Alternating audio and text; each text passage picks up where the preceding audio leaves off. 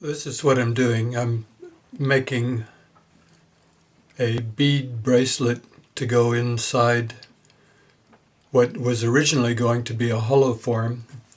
It is an anticlastic bracelet that I just kept working until it was about a complete U.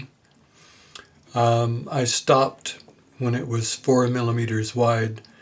Now, if you want to use an anticlastic bracelet, you can put just about any size bead on it.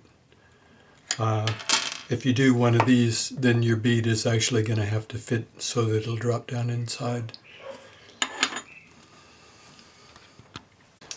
The easy way to do this is to take a piece of memory wire and just drop it down inside your piece and cut it 13 mil longer than you need. And the reason you're cutting it longer is that when you put the beads on it, it'll actually space it up. 13 mil.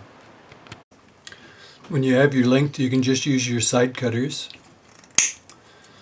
and then you're ready to assemble. So when you take it out, it'll look like this. Take your flat round pliers and you're going to bend the tightest loop possible right on the very end.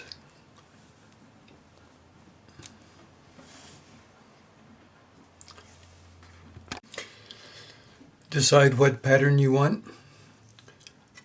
I'm just doing a 1, 2, 3, 2, 1 pattern separated by a silver bead.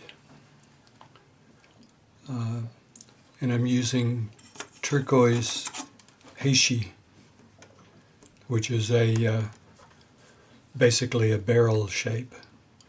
You can use anything. So that's the beginning of my pattern. Do the whole thing and then check it for length. When you get all your beads on, it's going to be difficult if you have this the right length. So what you're going to do is very carefully grab this with your flat round pliers to hold it, and then bend a tight loop in the end. Now once you grab it, hold it tight, because if you drop it, the whole bloody thing will unravel. So now you need to bend your nice tight little loop in the end, and you're finished. Now you could wear this as a bracelet on its own, but happily this will just snap around your bangle, and it'll snap down inside, and when it goes in, you'll find that the ends touch. So there it is. And if you want to wear that as a separate bracelet, you can just take it out, just stick a toothpick in and lift the end out. So there you are, one with, one without beads. And like I said earlier, you could, when you have one of these that's larger, you can use larger beads. But I would still use the memory wire because it's easier. It's easier than doing the expandable type.